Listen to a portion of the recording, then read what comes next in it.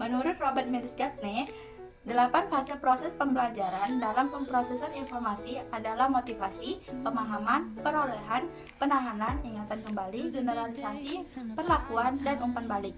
Dalam pengelolaan informasi, terjadi interaksi antar kondisi internal dan kondisi eksternal, dan interaksi antar keduanya akan menghasilkan hasil belajar. Wabarakatuh. Selamat siang anak-anak semua. Apa kabar? Selamat siang Ibu. Waalaikumsalam warahmatullahi wabarakatuh. Siang Ibu. Oke, hari ini kita pembelajaran secara online ya, melalui Zoom. Jadi kita hari ini akan membahas materi yang sebelumnya minggu lalu Ibu sudah jelaskan. Kita hari ini hanya mengulas-ulas kembali, mengingat-ingat materi yang sebelumnya. Jadi sebelum memulai Ibu mau tanya dulu kepada kalian. Di sini pernah nggak sih yang pada akhir pekannya itu suka ikut bantu Ibu masak atau suka ikut-ikut belanja gitu? Mungkin boleh diceritain dulu dari Erdina nih. Boleh dong sedikit cerita? Aku bantuin mama belanja ke pasar, terus bantuin cuciin sayuran, sama bantuin masak juga. Oke, keren banget Erdina. Kalau Ayu juga bantuin ibunya nggak di rumah masak atau mungkin belanja? Iya Bu, aku juga bantuin Ibu ke pasar dan masak juga. Oke, bantuin semua ya. Pasti Priska juga bantuin ibunya ya. Kita mungkin lanjut aja. Kemarin kita udah membahas materi mengenai apa? Mungkin bisa dibantu? Kemarin materi apa yang kita bahas minggu lalu? Ibu. Produksi, distribusi, dan ya, kegiatan ekonomi di mana produksi itu membuat barang atau jasa, distribusi menyalurkannya ke tempat lain, lalu konsumsi menggunakan barang atau jasa. Nah, coba Ibu mau tanya langsung nih, menurut Priska, petani itu lebih dekat dengan kegiatan apa? Produksi atau konsumsi? Lebih dekat dengan produksi Bu, karena petani itu menghasilkan. Mengerang. Nah, kalau Erdina biasanya suka check out di shopping nggak? Iya Bu, suka. Suka kan? Nah, itu pastinya nanti paketnya dianterin oleh kurirnya. Nah, kalau kurirnya itu termasuk dia melakukan kegiatan apa? Distribusi Bu, karena menyalurkan barang ke Nah, bener banget. Nah, Ayu nih pasti suka skincarean, suka pakai make up. Nah, itu termasuk kegiatan apa, Ayu?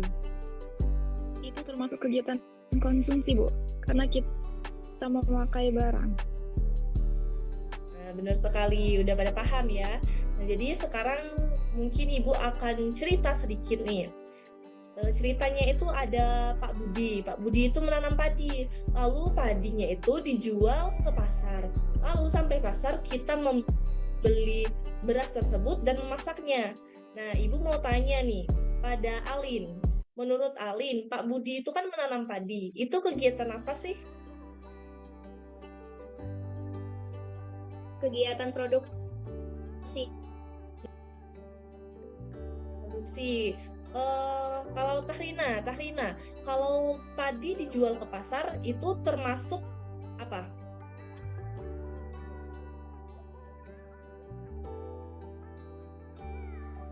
Ya, pendistribusian ya. Kalau ketika kita memasak beras tersebut, nah itu kalau termasuk kegiatan apa, Erdina? Konsumsi Bu. Konsumsi ya. Oke, hebat semuanya. Jadi sudah bisa menjawab dengan baik. Nah, kalian sudah bisa mengaitkannya dengan alur cerita, dengan konsep ekonomi. Itu penting buat memperkuat ingatan kalian agar lebih mengingat materi sebelumnya. Ibu mau tanya-tanya satu nih kepada Ayu. Ayu pernah nggak bikin sesuatu itu sendirian di rumah atau bareng keluarga gitu saat lebaran buat kue atau kegiatan-kegiatan apapun itu yang berkaitan dengan produksi? Mungkin boleh sedikit diceritakan? Ya pernah Bu, jadi aku bikin brownies dari dari bikin adonan sampai pastiin browniesnya matang. Wah, bikin brownies ya. Nah, kalau Priska nih, kamu pernah nggak sih bantu orang tua? Kalau nggak salah kan orang tua Priska itu jualan online ya. Nah, pernah nggak sih nganter-nganter barang, itu bantuin nganterin barang, atau kegiatan distribusi seperti itu? Pernah Bu, jadi Priska itu selalu jadi distributor dari Ibu Priska, jadi nganter-nganter barang ke konsumen. Itu kegiatan distribusi. Nah, Alin kamu punya contoh nggak sih kegiatan konsumsi dalam kehidupan sehari-hari yang Alin lakuin, yang Alin sadari? Mungkin boleh diceritain, Alin. Kayak makan fast food gitu Bu, kan kalau makan fast food kayak di restoran fast food kayak makan sushi, kayak makan mie instan dan yang lainnya.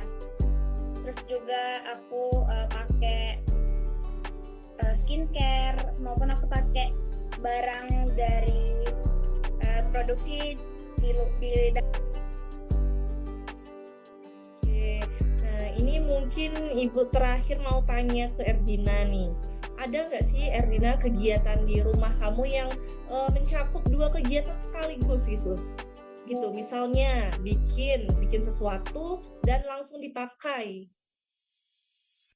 hasilnya. Mungkin ada Bu, aku buat nastar waktu pas lebaran itu kan dibuat sendiri, terus dimakan bareng juga sama keluarga, jadi mencakup dua kegiatan sekaligus.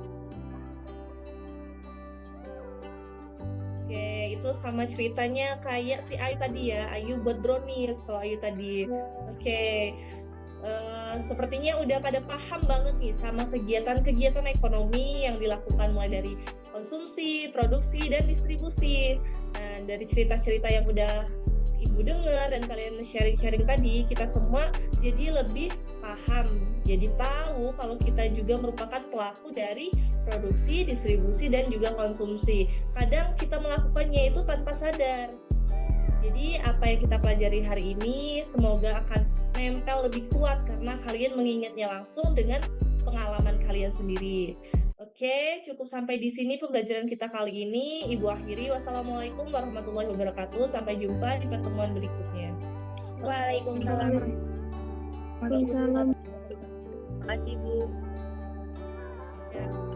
Teori pemrosesan informasi menyatakan bahwa informasi dapat dikelola dalam memori kerja yang memiliki batas kapasitas sehingga beban berlebih dapat menghambat pengolahan informasi.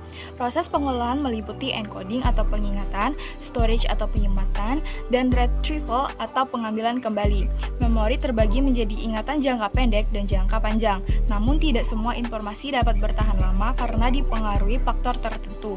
Saat menerima informasi, otak secara otomatis memprosesnya dan perhatian terhadap informasi tersebut akan membantu terbentuknya pengertian. Kelebihan teori pemrosesan informasi yaitu membantu agar siswa dapat meningkatkan efektifnya dalam mengolah informasi serta berpikir pada saat pembelajaran. Dalam teori ini, guru maupun siswa memiliki kreatifan saat memberikan pelajaran. Dengan teori ini membuat suasana belajar menjadi lebih menarik sehingga siswa akan mudah memahami materi yang disampaikan. Dan dengan teori ini pula, mereka jadi bisa memahami cara kerja kognitif otak, menekankan memori, membantu strategi belajar, mendasari teknologi pendidikan, dan fleksibel untuk berbagai konteks. Nah, adapun kelemahan dari teori pemrosesan informasi ini yaitu yang pertama, harus menggunakan alat yang bantu agar dapat menarik perhatian siswa pada saat pembelajaran agar siswa tidak merasa jenuh serta memudahkan siswa mengingat. Dan yang kedua, dalam hal ini siswa tidak menyeluruh mengingat, maka meski dilatih agar bisa mengingat maupun berpikir dengan maksimal karena pada dasarnya setiap kemampuan siswa itu dalam mengingat